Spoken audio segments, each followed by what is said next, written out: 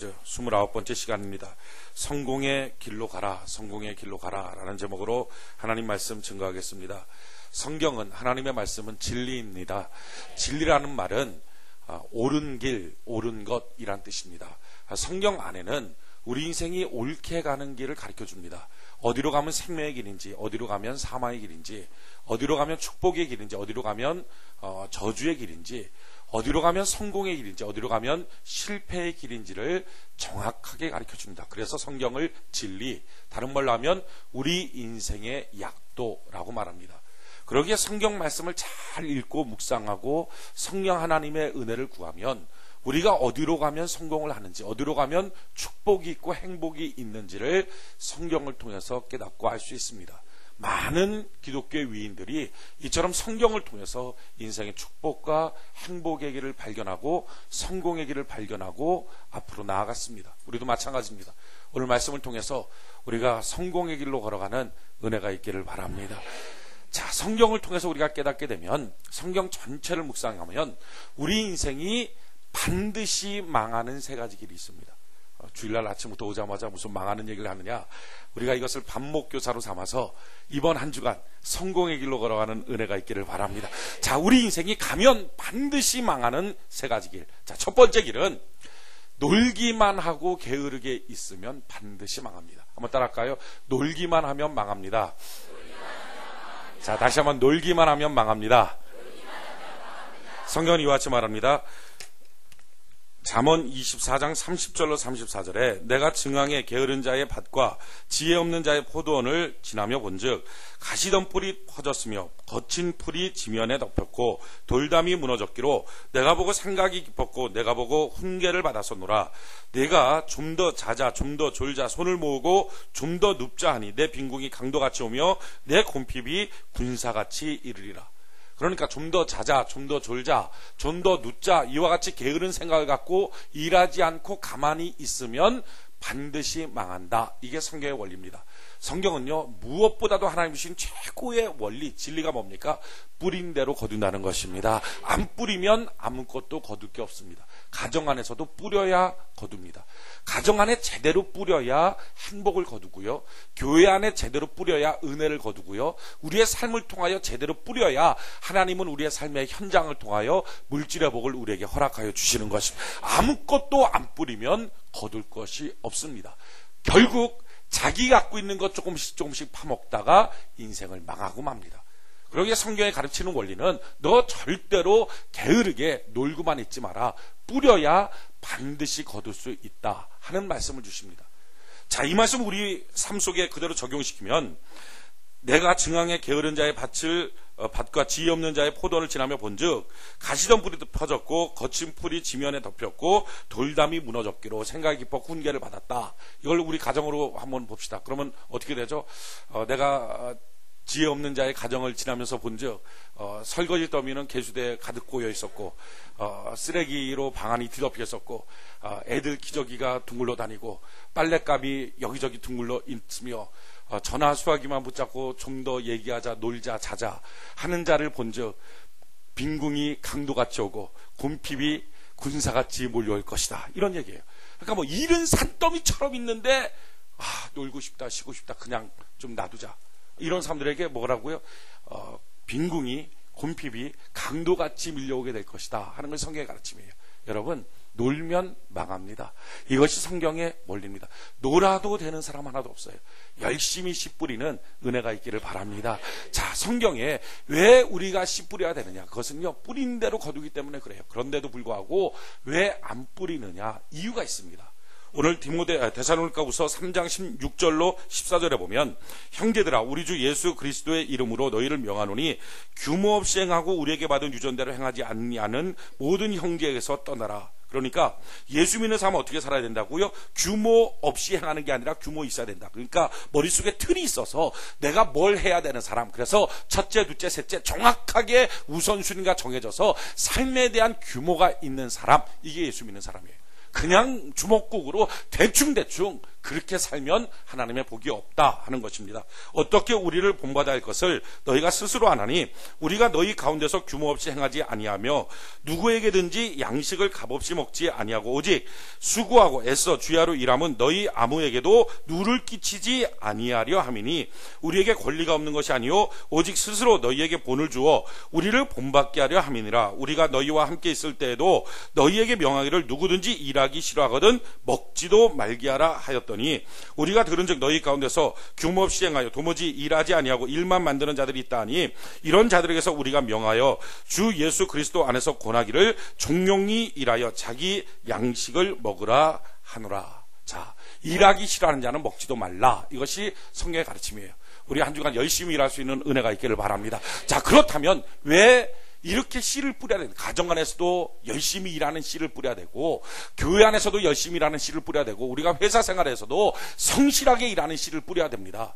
아이들, 학생들 마찬가지죠. 뭐 공부할 거 산더미처럼 있는데 텔레비만 보고 앉아있겠다 하면 성적 망하게 된다. 또 인터넷 게임에 빠져서 정신없이 또 뭐 싸이월드 하느라고 정신없이 있다면 결국 인생 망하게 된다. 이게 성경의 가르침이에요. 그러면서 좋은 것 얻을 수 없다 하는 것입니다.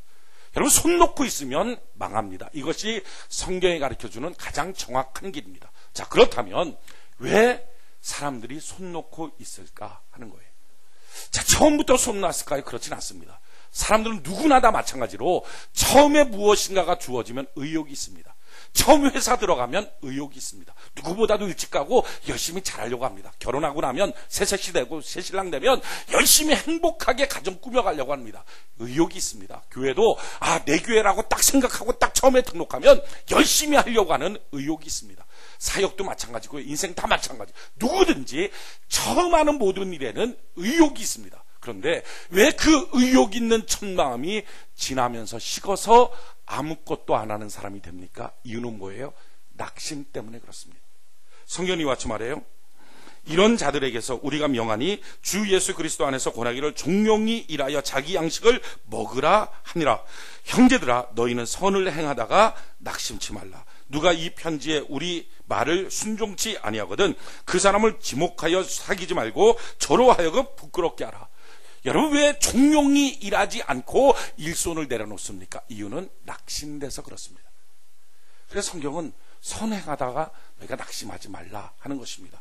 열심히 새색시가 돼서 가정에서 막 꾸며요. 일하고 청소하고 열심히 해요. 그러면서 마음속에 기대는 뭡니까? 남편이 들어와서 집 깨끗하네, 예쁘네, 잘했네, 수고했네 하고 손 한번 잡아주는 거, 이런 거 원하는, 행복하게 되는 걸, 이걸 원하는. 근데 남편이 술 차고 들어와서 아무것도 그냥 뭐 안 하고 막 그냥 소리 고래고래 지르고 그 청소해 놓은 데다가 우악 하고 그냥 토해놓고, 이게 한 번, 두 번이면 괜찮은데 이게 막 연속적으로 되면 사람이 어떻게 되죠? 마음에 낙심이 돼. 청소하면 뭐예요? 오늘 밤에 또 엉망진창 될 텐데 하고 손을 놔버리는 거예요. 교회 생활도 열심히 하려고 그러죠. 직분직책을 받으면 열심히 하려고 그래요. 근데 열심히 하려고 그럴 때 마음속에 기대가 있죠. 하나님, 이 열심히 하는 걸 통해서 나를 보시고 축복하고 하나님 행복을 내려주세요. 그런데 열심히 해도 별로 달라지는 게 없어요. 삶이 달라지잖아. 그렇게 하다가 보니까 자기 마음속에 낙심이 생겨. 하면 뭐하냐, 누가 알아주냐 하는 식의 낙심이 생겨. 회사 일도 마찬가지예요. 자기가 원하는 무엇인가를 얻기를 원하는데 그게 얻어지질 않아요. 그러니까 하다가 중간에 낙심이 생겨요. 낙심이 생기니까 어떡합니까? 그냥 손 놓고 있는 거예요. 근데 성경은 말해요. 그때 낙심 생길 때 손 놓지 마라. 손 놓으면 아무것도 거둘 게 없다.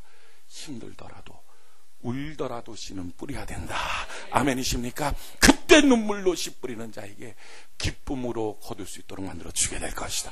성경은 말하는 거예요. 신명기 8장 16절로 18절에 내 열조도 알지 못하던 만나를 광야에서 내게 먹이셨나니 이는 다 너를 낮추시며 너를 시험하사 마침내 내게 복을 주려 하심이니라. 또 두렵건대 내가 마음에 이르기를 내 능과 내 손의 힘으로 내가 이 재물을 얻었다 할까 하노라. 내 하나님 여호와를 기억하라. 그가 내게 재물 얻을 능을 주셨음이라. 이같이 하심은 내 열조에게 맹세하신 언약을 오늘과 같이 이루려 하심이라. 여러분, 우리가 낮아질 때 있습니다. 시험 들 때 있습니다. 힘들 때 있습니다. 근데 뭐라고요? 마침내 하나님 이 과정을 통해서 우리에게 복을 내려 주신다는 것입니다. 예수 믿고 고난이 있을 수 있어요. 그러나 중요한 한 가지 사실은 예수 믿고 나면 어떤 것에도 목적이 있어요. 목적 없는 고난, 목적 없는 괴로움, 목적 없는 상처 없습니다. 목적이 뭐라고요? 하나님의 복이라는 것입니다. 마침내 하나님 복 주시기 위해서 어떤 때는 낮아지는 과정 통과하는 통과하는 거예요. 고난의 과정을 통과하는 거예요. 괴로움의 과정을 통과하는 거예요. 그런데 그 모든 과정을 통해서 마침내 하나님은 복을 내려주시게 될 것입니다. 성경은 말해요. 하나님은 재물 얻을 능력 주신다. 은혜 얻을 능력 주신다. 힘과 용기를 주신다. 행복의 용기를 주신다.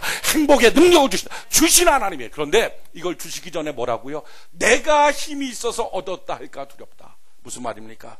자기가 자긍할까봐, 자기 잘난 척하고 자기가 높아질까봐. 그게 아니라 자기 아집, 자기 고집 깨지고. 그렇습니다. 하나님, 내 힘 갖고는 안 됩니다. 주님이 도와주셔야 됩니다. 보십시오. 아집과 고집으로 똘똘 뭉친 사람이 돈까지 갖고 있다. 이거 너무 괴롭지 않습니까? 그런 사람을 대한다는 것. 아집과 고집으로 똘똘 뭉친 사람이 인생의 성공과 명예까지 갖고 있다. 여러분, 이런 사람이 만약에 내 위에 있다고 합시다. 이거 대하기 너무 힘들지 않아요? 만약에 우리가 그런 사람이라면 어떻게 예수의 향기가 진동하겠어요?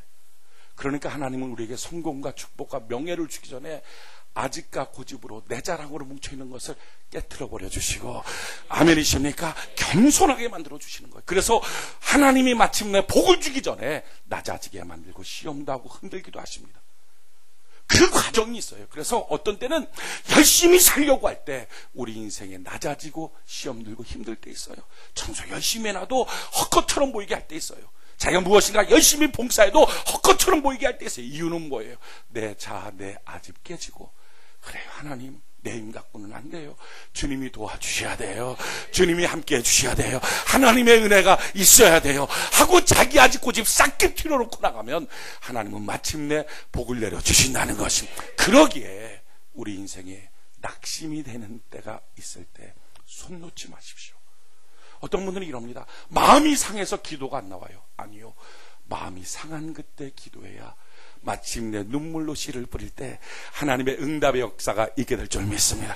마음 상해서 저는 봉사하기 싫어. 아니요, 그때 눈물로 씨를 뿌릴 때 하나님이 30배, 60배, 100배로 거두게 만들어 주시게 될 것입니다. 가정 안에서 내가 무시당해서 이제는 가정생활 하기 싫어요, 이혼하고 뛰쳐나오고 싶어요. 아니, 그때 하나님 안에서 그 가정에 눈물로 씨를 뿌릴 때 가정을 통하여 행복의 열매가 맺어지게 될 줄로 믿습니다. 회사 생활 마찬가지예요. 자존심 상해서 도저히 내가 회사 생활 못하겠어요 하는 그때에 눈물로 거기에 성실함의 씨를 뿌리십시오. 그럴 때 30배, 60배, 100배의 결실을 하나님 맺도록 만들어 주시게 될 것입니다. 누구든지 아무리 이유 왜 없겠어요? 변명 왜 없겠어요? 내가 이렇게 손 놓고 있는 거 다 이유 있겠죠. 근데 주님 말씀하는 거예요.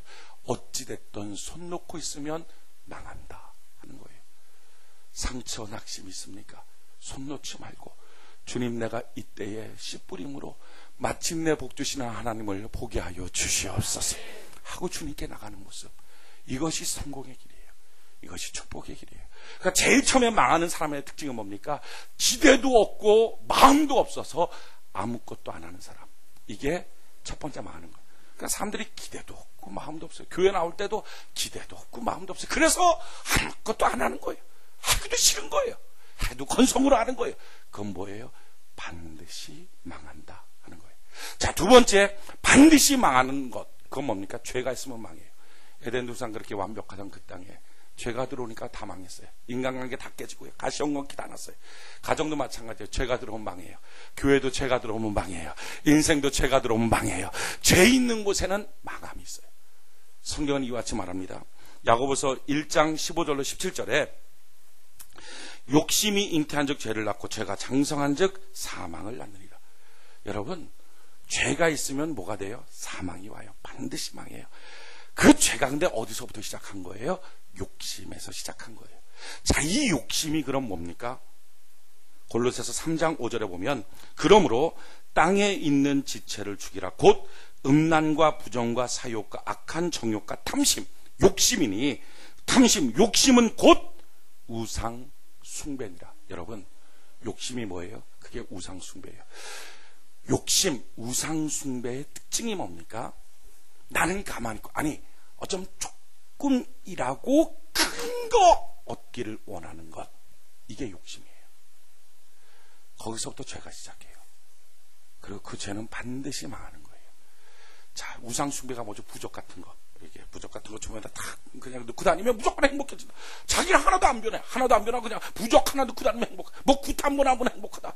뭐 이게 그러니까 지도는 쥐똥만큼 하고, 쥐똥 이게 표준어인지 모르겠지만 아무튼 뭐 그만큼 하고, 복은 산더미처럼, 예배 때는 대충 나오고 은혜는 산더미처럼, 이걸 뭐라? 우상숭배. 여기서부터 뭐가 나와요? 죄가 나와요. 그 죄는 반드시 사망에 이릅니다. 여러분, 자기는 잘 안 변하려고 그러고 얻는 거는 크게 얻으려고 그러고, 그럼 나온 게 뭐예요? 원망, 불평밖에 안 나와요. 시기, 미움만 나. 다른 사람이 얻는 걸 보면서 저 사람 왜 갖고 있어? 아니, 자기가 바뀌어야죠. 자기가 변화돼야죠. 그러니까 자기가 안 바뀌고 자기가 안 변화되면서 얻기는 크게 얻으려고 하는 것, 이게 죄입니다. 여기서부터 사망이 나와요. 우리 인생길에 제일 처음에 망하는 길, 그건 뭐죠? 기대도 없고 마음도 없어서 아무것도 안 하는 것, 이건 망해요. 두 번째 뭡니까? 너무 원하는 건 많은데 하기는 싫은 것, 이건 망해요. 자, 세 번째, 확실히 망하는 것, 교만하면 확실히 망해요. 오늘 성경이 이와 같이 말합니다. 잠언 16장 18절에 보면 교만은 패망의 선봉이요 거만한 마음은 넘어짐의 아점이에요. 여러분, 다른 두 가지, 지금 뭐죠? 게으른 것, 그리고 죄 있는 것, 요거는 제일 늦게 망하는 게 게으른 거예요. 게으른 사람은 아무것도 안 뿌리는 거잖아요. 아무것도 안 뿌리니까 먹는 건 뭐예요? 그동안 지가 뿌려놓은 것들 몇 가지 있다고요. 그거 그냥 받아서 그냥 가지고 그 뭐죠? 이 감에 그 뭐라 그래? 그거 꽃감 하나씩 빼먹듯이 그냥 퇴직금 받아놓고 그거 빼먹고 뭐 해갖고 돈 좀 모아놓고 그거 빼먹고 그렇게 하다가 결국 망하는 거예요. 이게 제일 늦게 망해요. 그러니까 쌓아놓은 게 많으면 제일 늦게 망해요. 두 번째 망하는 게 죄 있으면 망해요. 죄 있으면 조금 있다가 결국은 망해요. 그런데 가장 빨리 확실하게 망하는 거, 교만하면 망해요. 이번 한 주간 여러분들이 한번 제대로 아싸하게 한번 망해보자 하면은, 오늘 확실하게 교만한 마음 가져버리면 이번 주 내에 망해버릴 수 있어요. 그냥 확실하게 딱 갖고, 이거는 이번 주 내에 한번 성경을 실현해보자. 그러면 오늘 그냥 확 교만해버리면 한순간에 그냥 막, 교만은요 패망의 선봉이고 앞장이니까 망하는 거에 앞잡이, 이게 교만이에요. 교만한 마음이 뭡니까? 교만한 마음은 이런 거예요. 열심히 일을 해요. 그러니까 아까 게으른 거는 기대도 없어서 일도 안 하는 거, 죄는 기대는 많은데 일은 안 하는 거. 근데 교만은요 일은 해요. 문제는 일은 하는데 뭐예요? 다 내가 있다. 야, 다 내가 있다. 여러분, 우리 서 있는 그 자리는 내가 한 게 아니라 하나님의 은혜인 줄 믿습니다. 하나님이 도와주신 거예요. 그런데 다 내가 있다. 나 없으면 어떻게 돼? 그러니까 마음속에 나 없으면 어떻게 돼? 이런 생각이 있어요. 야, 나는 이 정도쯤 대우는 받아야 돼. 이런 거. 이런 마음들이 있는 게 교만이에요. 그러니까 교회 생활하면서도 교만이 딱 마음속에 들면 이런 마음이 있어요. 나 없으면 교회가 굴러가요. 그게 문제예요. 그게 굴러가. 나 없으면 뭐가 돼? 돼요. 그게 돌아간다고요. 그러니까 그런 마음이 드는 게 교만이에요. 집에서도 나 없으면 돼? 뭐 남편이 야, 나 없으면 너가 어디 가서 뭐 먹고나 살겠냐? 먹고 산다고요. 이게 문제예요. 이게 없으면 더 잘 먹고 살 수도 있어. 그 마음이 들어가는 게 교만이에요. 교만. 근데 그 마음이 들어가면요 확실히 빨리 망해요. 오늘 다윗이 하나님 앞에 진노를 사서 맞게 됐던 이유가 뭡니까? 바로 교만이에요. 오늘 사무엘하 24장 1절, 사무엘하 24장 1절 같이 한번 한 목소리 한번 읽어봅시다. 사무엘하 24장 1절 한 목소리 시작.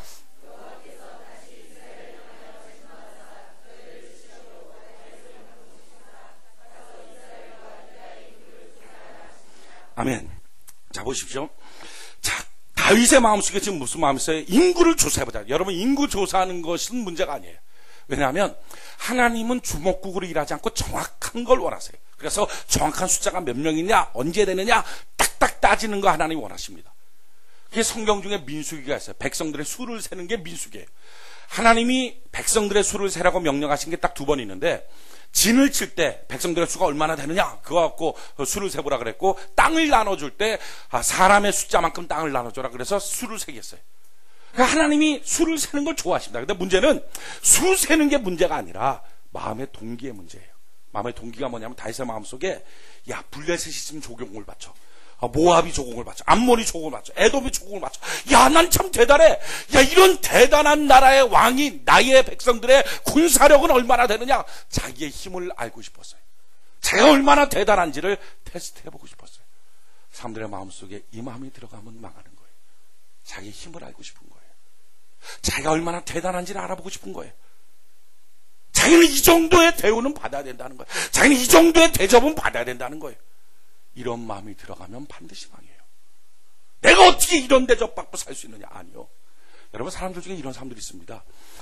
자기 집은요, 규모가 이 정도는 돼야 된대요. 그러니까 최소한 한 달 살려면 이 정도 돈은 있어야 되고, 애들 교육하려면 이 정도 뭐 하려면 이 정도, 집은 어떻게, 자기는 최소한 이 정도 평수에, 이 정도 집에, 이 정도 수입은 돼야 된대. 그런 게 어디 있어요?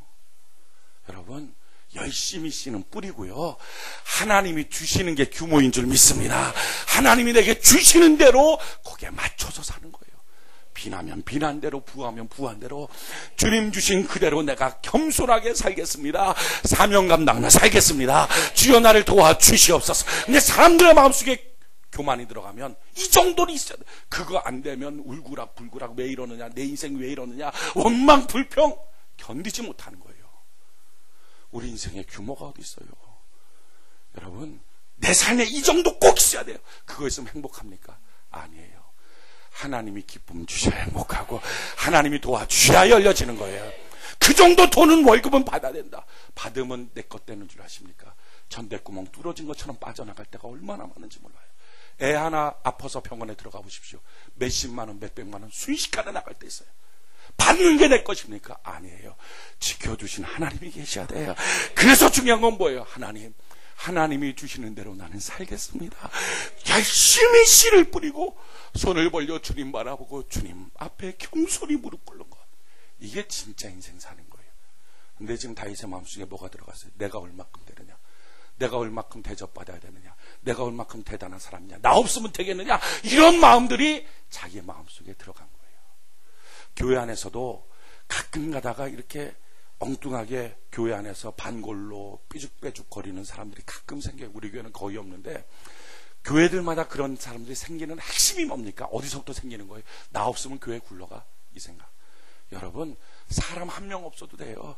오직 주님만 계시면 돼요. 왜요? 교회의 머리는 예수 그리스도 한 분이십니다. 주님만 계시면 되는 거예요. 목사의 마음속에도 나 없으면 되겠어? 아니요. 나 없어도 돼요. 주님이 이끌어 가시고, 주님이 책임져 주시고, 주님이 도와주신다는 거예요. 주님이 해주시고, 주님이. 장로들의 마음속에 나 없으면 교회가 굴러가요. 이게 너무 잘 굴러가서 문제예요. 다른 사람도 막 팽팽 굴러.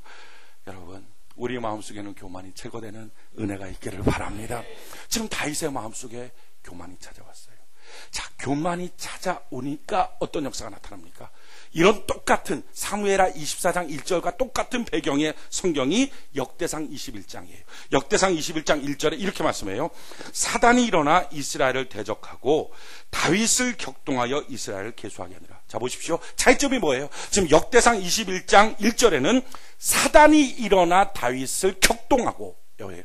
그런데 지금 사무엘하 24장 1절에는 여호와께서 진노하사 다윗을 치시려고 감동하사, 하나는 사단이, 하나는 여호와가.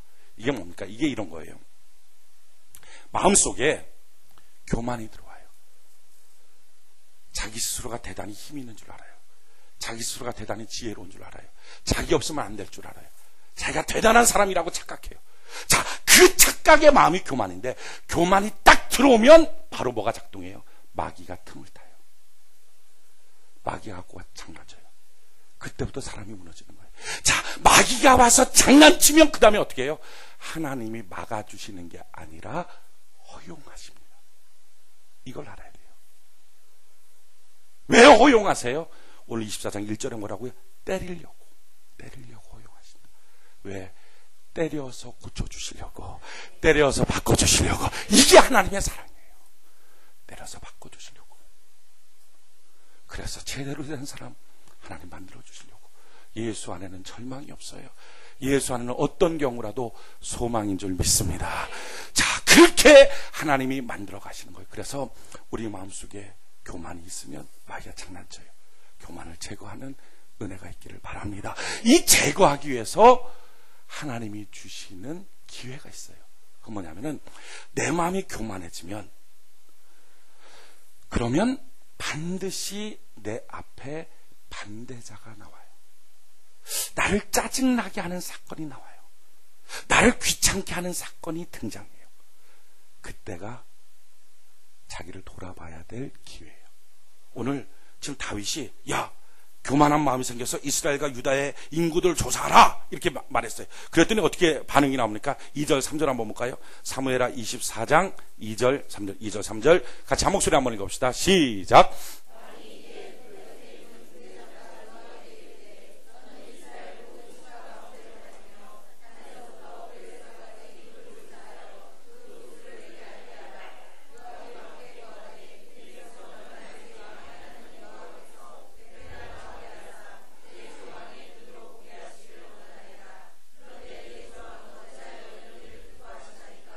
자, 보십시오. 다윗 왕이 요압한테 가서 인구수 조사해와. 그랬더니 요압이 어떻게 반응하죠? 왕이요, 하나님께서는 왕의 군대를 어느 때든지 100배나 더 멋지게 만들어줄 수 있습니다.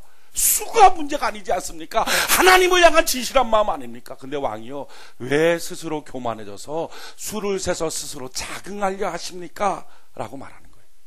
반대자가 나와요.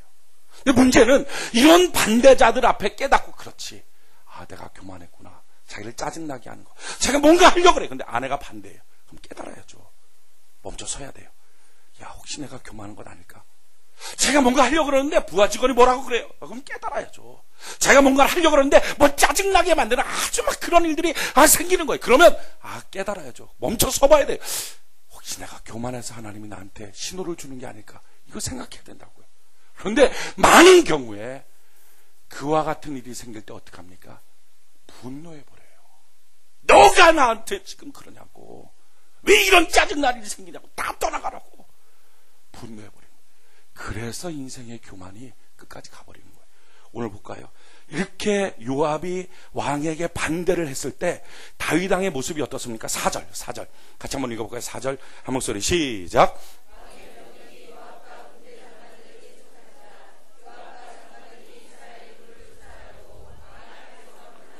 어떡하죠? 성경은 지금 표현을 점잖겠죠? 군대 장관들 재촉한 게, 이게 재촉한 게 아니고 왜 이렇게 시끄러워? 왜 이렇게 말이 많아? 빨리 나가서 일해! 이렇게 했다는 거예요.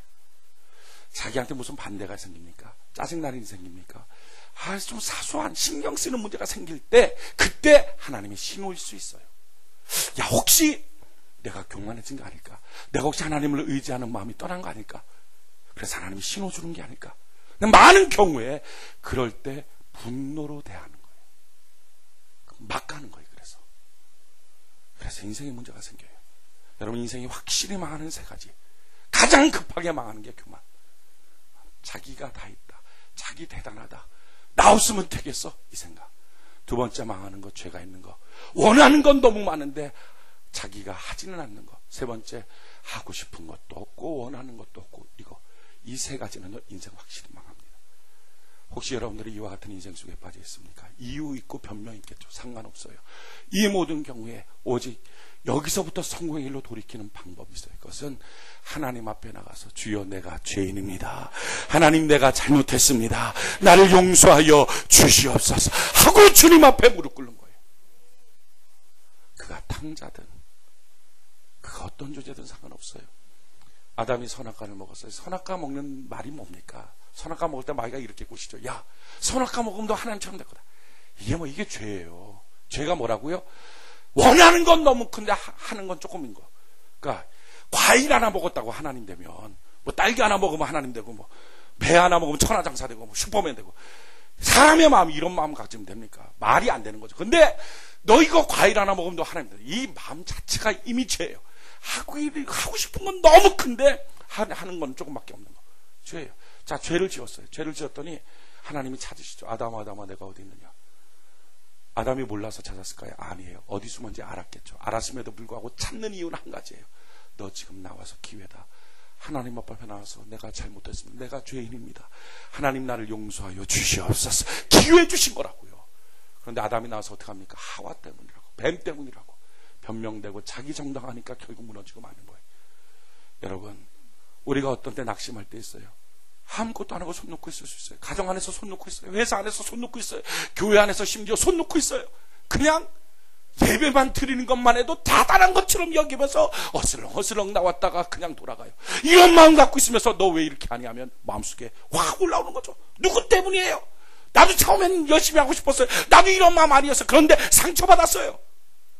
자기 변명, 자기 정당화, 이걸로는 인생의 문제가 해결이 안 돼요. 그때 필요한 게 뭐죠?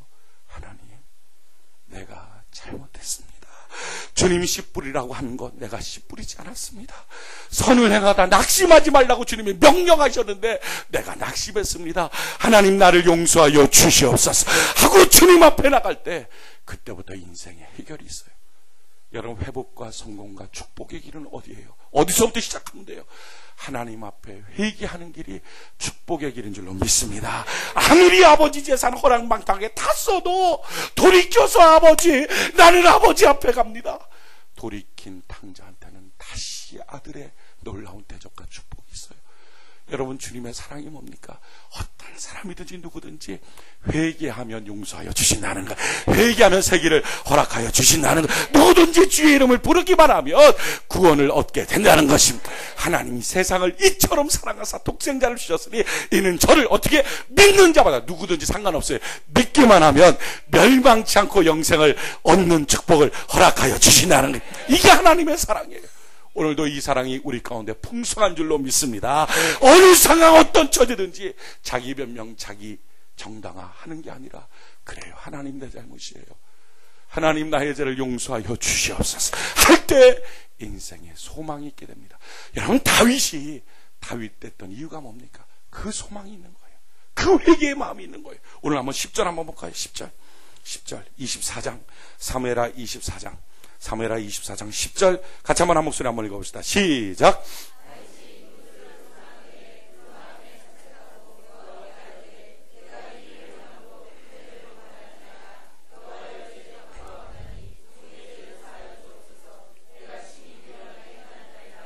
아멘. 지금 다윗이 어떻게 하죠? 인구수를 조사하고 난 다음에 자기 마음속에 자책함이 들었어요. 야, 그렇구나, 내가 교만했구나, 하나님 의지해야 되는데 내가 얼마나 대단한 것처럼 스스로 착각하고 말았구나. 참 놀라운 것은요, 다윗이 처음에 밧세바와의 범죄가 있었어요. 그때 1년 훨씬 넘도록 하나님 앞에 회개하잖아요. 자책하잖아요. 나단 선지자가 가서 당신이 바로 그놈입니다 하는 순간에 가서야 무릎 꿇지, 누가 와서 말하지 않을 때 끝까지 견디고 있었어요. 그런데 이번에 어떡합니까? 이번에는요, 자기 마음속에 스스로 자책함이 들고 빠른 시간 내에 하나님께 나가요. 이게 성숙이에요. 신앙의 성숙이 뭡니까? 죄가 없어지는 게 아니라 회개가 빨라지는 사람, 깨달음이 빨라지는 사람. 아멘이십니까? 우리 인생 어떻게 죄 안 짓고 살아요? 실수투성이 흙으로 만들었는데. 그런데 신앙의 성숙이 뭐예요? 주님 앞에 더 빨리 나가는 사람. 그렇습니다. 하나님, 내가 잘못했습니다. 나의 죄를 용서하여 주시옵소서. 그래서 하루에 3번씩 회개의 보따리를 짊어지고 주님 앞에 죄를 회개할 수 있는 사람, 이 사람은요, 참 놀라운 능력이 있어요. 지금 다윗이 하나님 앞에 나와서 회개를 해요. 자, 회개할 때 우리가 한 가지 꼭 깨달아야 될 게 있습니다.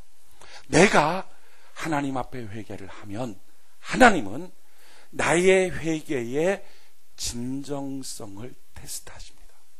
많은 사람들이 이걸 모르기 때문에 회개하고 시험 들더라고요. 하나님, 내가 죄인입니다 말해놓고 시험 드는 사람들을 봤어요.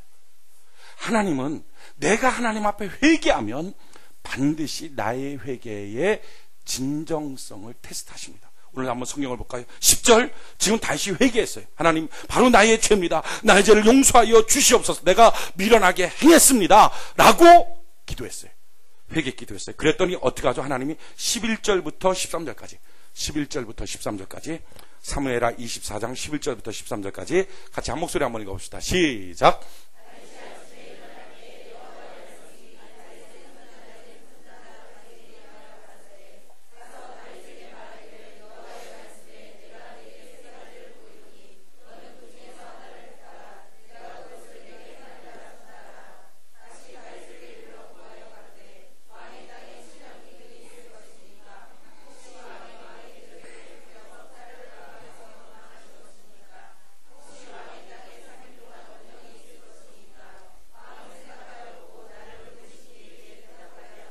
아멘. 자, 지금 다윗이 죄를 깨달았어요. 그리고 회개했어요. 아마 저녁 때 한 것 같아요. 그랬더니 그 다음날 아침에 하나님이 갓선지자를 보냅니다. 보내서 뭐라 그래요? 왕이요, 당신 죄 회개했죠? 예, 회개했습니다. 내가 잘못했습니다. 하나님이 세 가지 중에 한 가지 선택하라 그럽니다. 버립니다. 첫 번째 7년 동안 기근, 두 번째 3달 동안 전쟁에 쫓겨서 도망가는 것, 세 번째 3일 동안 온역, 1, 2, 3번 객관식 쉽습니다. 하나 선택하십시오. 이렇게 말한 거예요. 자, 보십시오. 우리의 마음속에 간혹 이런 마음이 있어요. 정말로 내가 잘못했습니다 하는 마음보다는 혹시 이 죄로 말미암은 고난이 올까봐, 죄값을 치를까봐 하나님 앞에 잘못했어요. 그리고 죄값 싹 없어지고 딱 편하게 또 살다가 또 죄 짓고 또 잘못했어요. 죄값 싹 없어지고, 이런 편의주의의 발상이 있을 수 있습니다. 진짜 내가 잘못했다라고 생각하기보다는 죄값을 당할까봐 회개하는 경우가 있어요. 하나님이 이걸 테스트하는 거예요. 기억하십시오. 회개해도 죄값의 일부를 치러야 합니다. 그러니까 예를 들어서 가정에 씨를 안 뿌려서 엉망진창으로 있다가 어느 날 깨달은 거예요. 자, 깨닫고 나면 하나님 잘못했어요. 내가 지금까지 씨를 안 뿌렸네. 이제부터 내가 제대로 씨 뿌리고 행복의 씨를 뿌리겠습니다. 헌신과 희생의 씨를 뿌리겠습니다 하고 나면 그날부터 짠! 하고 남편이 와서 빵꾸 주면서 케이크 사다 주고 해피 버스데이 투 유 이렇게 할 줄 아십니까? 아니라는 거예요.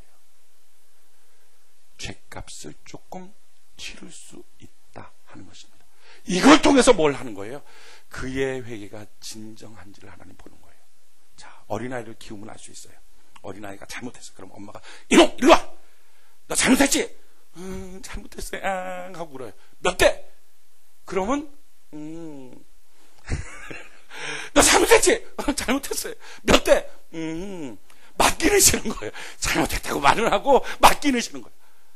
이게 진정성의 문제예요.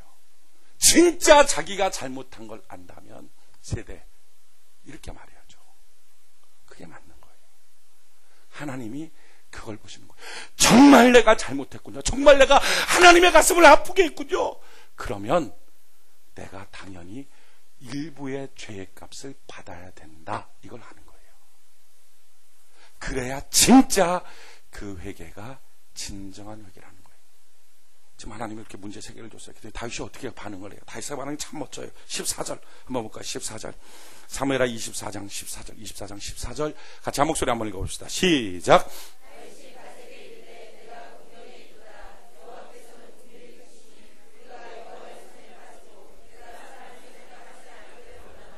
아멘. 다시 뭐라? 내가 공경이 큽니다.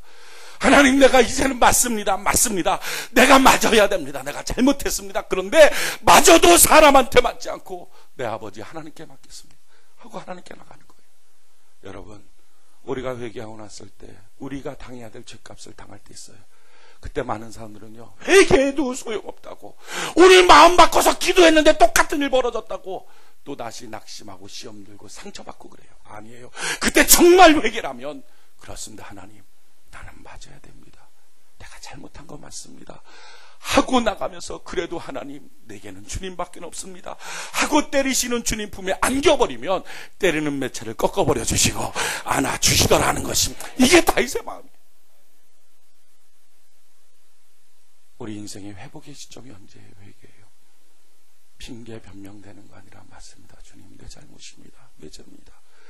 하나님, 나를 용서하여 주시옵소서 하고 주님 앞에 나갈 때 설사 맞아도 괜찮습니다. 나는 맞을만 하네요. 내가 주님 속상하게 만든 거, 내가 주님 가슴 아프게 만든 거 생각하면 이 정도 갖고는 안 돼요 하고 주님 앞에 마땅하다라고 나가는 모습, 이게 바로 진정한 회개의 모습이에요. 자, 이렇게 회개하는 것이 인생의 어떤 무너짐, 어떤 망함 가운데서도 회복하는 첫 번째 걸음이고요. 이 걸음을 하고 난 다음에 회복의 완성이 뭡니까? 그게 바로 예배예요. 여러분, 예배는 축복이에요. 예배는 새로운 승리예요. 자, 이 예배, 우리가 지금 예배를 드리러 나온 것처럼 보이죠? 아니에요. 사실은 예배는요, 하나님이 준비해 놓으신 거예요. 오늘 성경 한번 볼까요? 이처럼 다시 회개하고 하나님께 나가요. 그랬더니 하나님이 어떻게 하시죠? 16절 같이 한번 한 목소리 한번 읽어봅시다. 사무엘하 24장 16절 한 목소리 시작.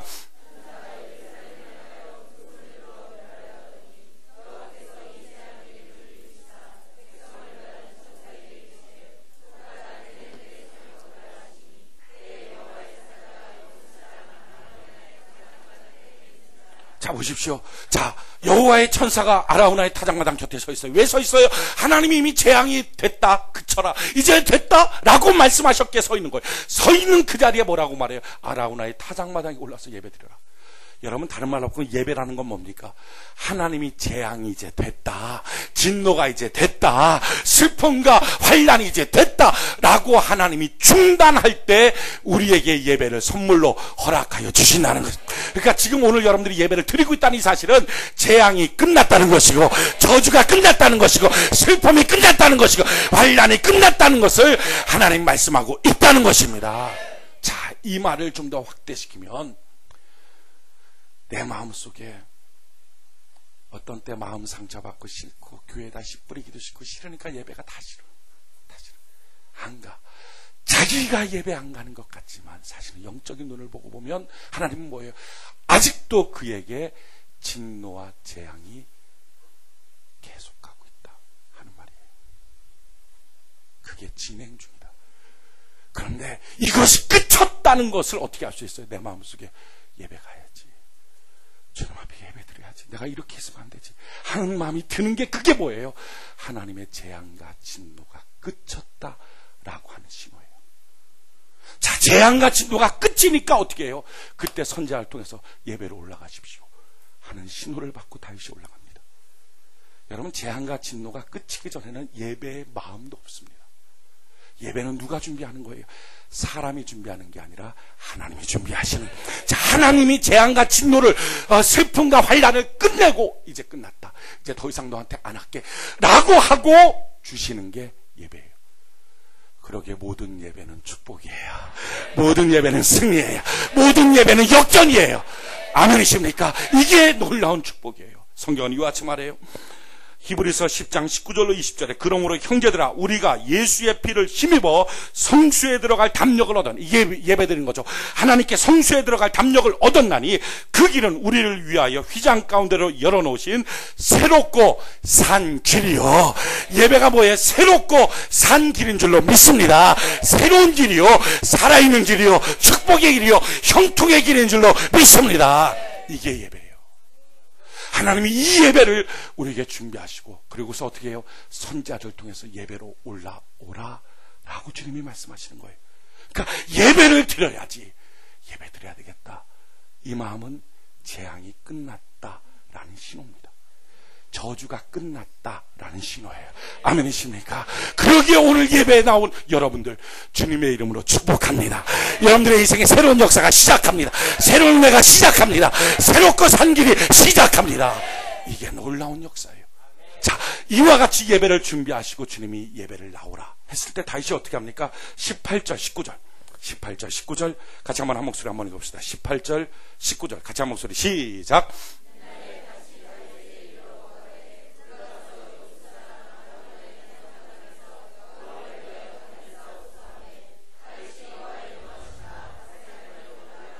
할렐루야. 아라우나의 타작마당에서 당을 쌓아서 다시 올라가는 거예요. 올라가서 예배를 드려 어떤 역사가 나타나요? 25절 같이 한번 한 목소리 한번 읽읍시다. 25절 한 목소리 시작.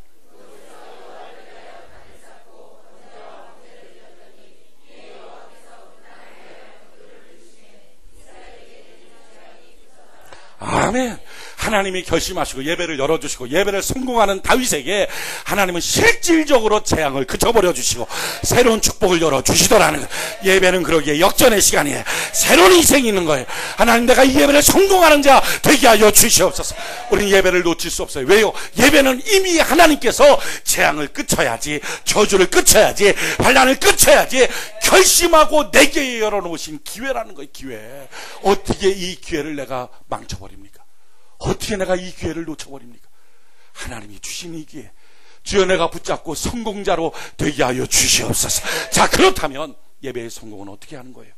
인생의 회복, 어떤 망할 길에서도 회복되는 게 회개예요. 자, 내가 회개를 하면 하나님은 그래, 재앙을 그쳐야지 하면서 내게 뭘 선물을 주세요? 예배의 마음을 열어주세요. 자, 예배의 마음이 열리고 나면 나가서 어떻게 해야 돼요? 예배의 기회를 우리 놓치면 안 돼요. 성공해야 돼요. 성공하면 그걸로 재앙은 실질적으로 그쳐지는 것이고 하나님의 새로운 역사가 시작되는 거예요. 자, 예배의 성공의 핵심 뭐예요? 어떻게 하면 예배 성공이에요? 제일 첫 번째 예배 성공은요, 들을 귀가 열려야 돼요. 오늘 18절 19절 다시 한번 읽어볼까요? 18절 19절 18절 19절 다시 한 목소리 시작.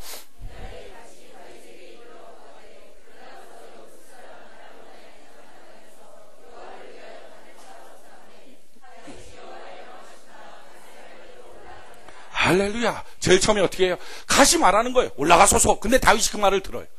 저는 여러분들이 항상 들을 귀가 열려지길 바랍니다. 자, 회개 없이 예배를 나올 수 있어요. 그걸 뭐라 그래요? 습관적 예배라 그래요.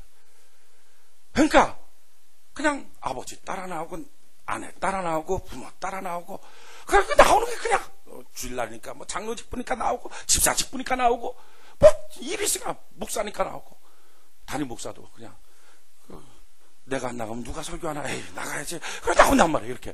자, 이렇게 나올 수도 있어요. 그렇게 나오는 사람에게는 뭐가 있어요? 들리지가 않아요. 자기 아직 고집이 있으니까 들리지가 않아요. 그런데, 진짜로 하나님 예배를 초청하는 때가 있어요. 그게 먼저 마음속에 예배 가야지. 예배를 대한 기대가 있고, 내가 이렇게 있으면 안 되지. 내가 예배 드려야지. 이렇게 했으면 내가 망할 것 같다. 이런 생각이 들어요. 그러니까, 하나님이 예배를 드려야지 하는 마음이 뭐예요? 그게 재앙을 끝이자, 저주를 끝이자, 환난을 끝이자 하는 하나님의 신호예요. 그 신호를 갖고 나올 때는 언제 그게 돼요? 회개의 마음이 있을 때.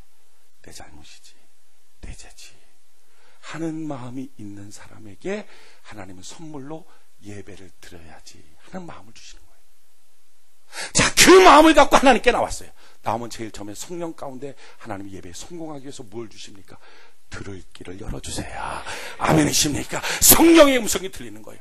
나를 향한 주님의 말씀이 들리는 거예요. 나를 향한 주님의 약속이 들리는 거예요. 나를 향한 주님의 책망이 들리는 거예요. 그렇지, 그렇지. 아멘, 아멘. 성령의 음성이 들려요. 자, 두 번째로 성령의 음성과 동시에 뭐가 있어요? 올라가는 인생이 돼요. 오늘 다시 한번 18절 19절 18절 19절 같이 한번 한 목소리 한번 읽어봅시다. 18절 19절 한 목소리 시작.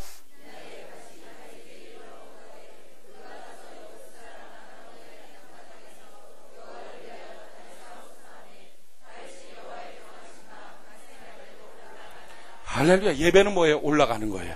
저는 여러분들이 올라가길 바랍니다. 여러분의 마음도 올라가길 바랍니다. 여러분의 기쁨도 올라가길 바랍니다. 여러분의 믿음도 올라가길 바랍니다. 자, 성령의 감동 가운데 예배를 나오면 재앙이 끝이는 약속 가운데 예배를 나온 사람들의 특징은 뭐예요? 예배에 나와서 예배를 드리면 드릴수록 올라가요. 기쁨이 올라가요. 감사가 올라가요. 전에는요, 교회를 향한 마음이 시큰둥했어요. 뭐 전도대 시큰둥, 뭐 봉사하자 시큰둥, 뭐 하자 시큰둥, 뭐 다 시큰둥해. 뭐 부흥했다, 아이 그런가 보다 시큰둥. 그런데 자기의 죄입니다 고백하고 나면 그때 하나님이 예배의 마음을 주시거든요. 예배 드려야지 하는 마음을 주세요. 그래서 전에는 예배를 패하던 사람이 아니야, 오늘 예배 가야지 이 마음이 든다고. 그게 뭐예요? 재앙이 끝났다는 거예요. 이렇게 예배를 가면 제일 처음에 성령께서 들을 길을 열어주세요. 그래서 예배 시간에 은혜를 받아요. 또 한 가지는 주님 앞에 예배를 드리면서 마음이 막 업되기 시작해요. 기대가 되기 시작해요. 소망이 올라가고 믿음이 올라가고 감사가 올라가고 기쁨이 올라가고 이게 지금 이게 성공적인 예배예요. 저는 오늘 이 시간 여러분 성령의 감동 가운데 올라가길 바라요. 아멘이십니까? 자, 그리고 세 번째는 뭡니까? 그런 예배 가운데 성령의 감동 가운데 하나님 앞에 값을 주고 사게 돼요. 오늘 성경을 봅시다. 24절 같이 한 목소리. 사무엘하 24장 24절 한 목소리 시작.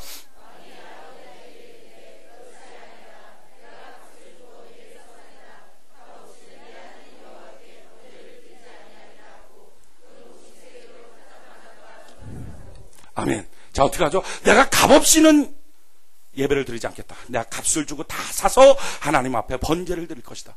이런 값 주고 사야 돼요. 공짜는 없어요. 아무리 오래 있어도 그건 내 거 아니에요. 자, 남의 집에 오래 머무면 그 집 내 집 됩니까? 아니에요. 값 주고 사야 될 것 돼요. 세상 것도 값 주고 사지 않으면 내 거 안 됩니다.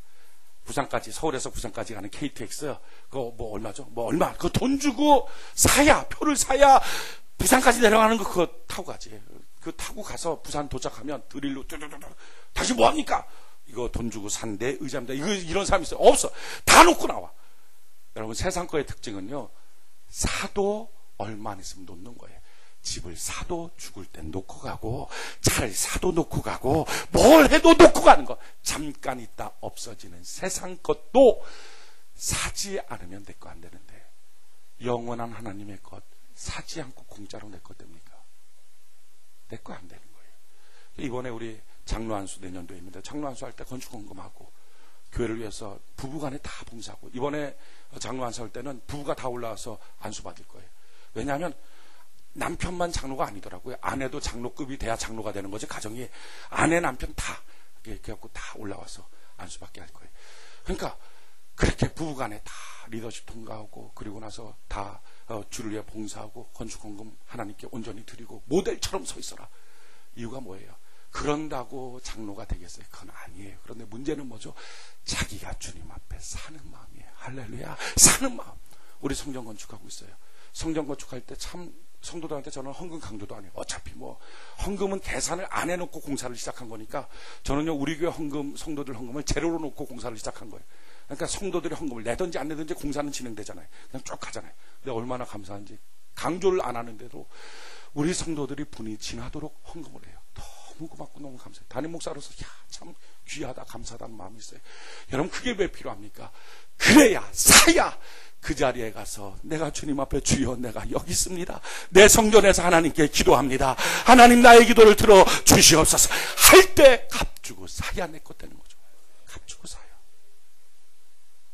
예배도 값주고 사야 내 것 되고, 공짜로 있으면 시간이 지난다고 내 것 됩니까? 그렇지가 않아요. 하나부터 열까지 값주고 사는 거. 신앙생활의 핵심 뭡니까? 다 주님 앞에 값주고 사는 거. 다윗이 어떻게 예배의 성공자가 돼요? 예배를 값주고 사는 거예요.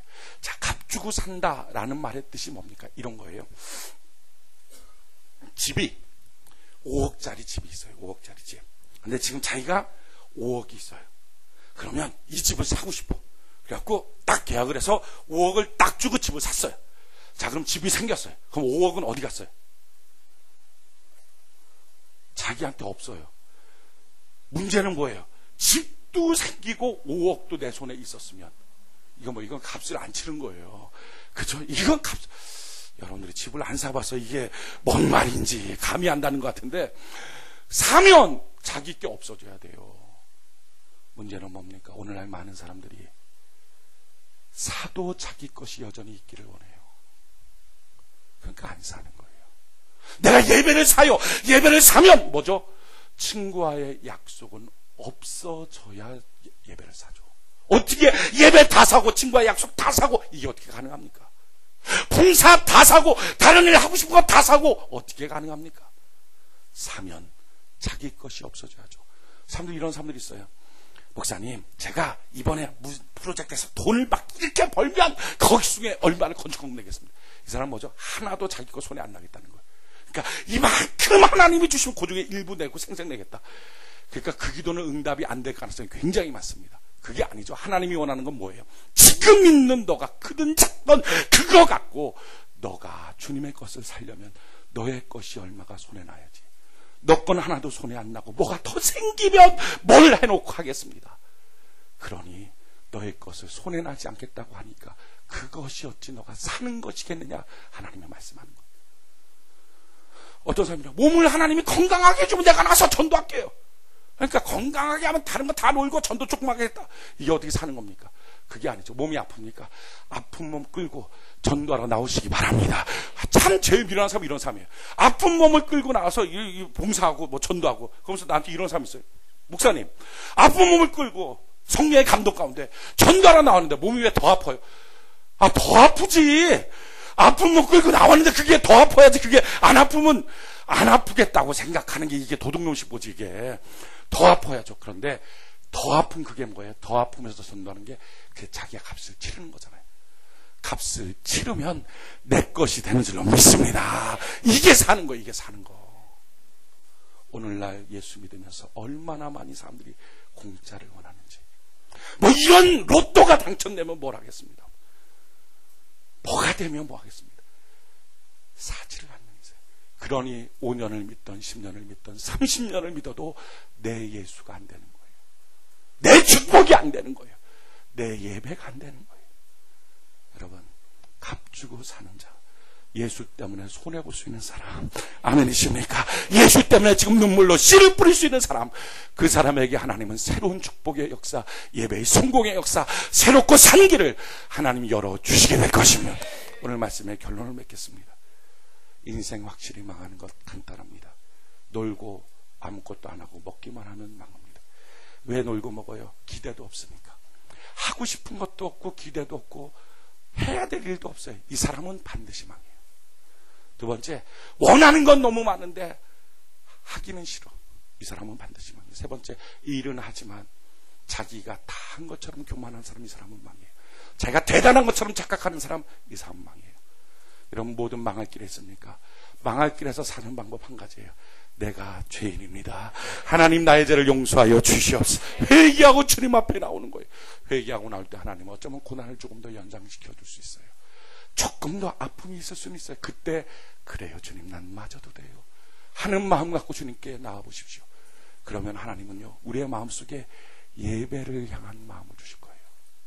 많은 사람들은 회개하면 순간에 뭐가 바뀔 줄 알아요. 아니요, 회개하면 주님이 우리에게 주신 최고의 선물은 뭡니까? 예배 드리고 싶다 하는 마음이 생겨요. 이게 얼마나 큰 축복인지 몰라요. 이 마음을 갖고 주님 앞에 나서 주여, 예배 가운데 성령의 감동을 주시고, 예배 가운데 내가 올라가게 하여 주시고, 예배 가운데 내가 값을 치르겠습니다. 하나님 도와주시옵소서. 내가 회개하고 남은 성령의 감동 가운데 예배를 드리고 싶거든요. 예배 드리고 싶을 때 꼭 내 옆에 뭔가 해야 될 다른 일들이 생깁니다. 그럴 때 하나님이 보시는 거죠. 너가 값주고 사느냐, 희생하고 사느냐. 근데 그렇게 사고 나면 그때부터 재앙은 실질적으로 끝나고 새롭고 산 축복의 길이 열려지기 시작하는 것입니다. 인생이 바뀌어지는 거예요. 오늘 저는 여러분들 이번 한 주간이 오늘 이 예배를 통해서 새롭고 산 길이 열리는 은혜가 있기를 바랍니다. 시작은 내가 죄인입니다. 아멘이십니까? 그 고백으로 하나님께 나갈 때 예배에 대한 열망을 주시고 예배의 성공자가 되므로 축복의 길, 성공의 길을 걸어가는 은혜가 있기를 예수의 이름으로 축원해 드립니다.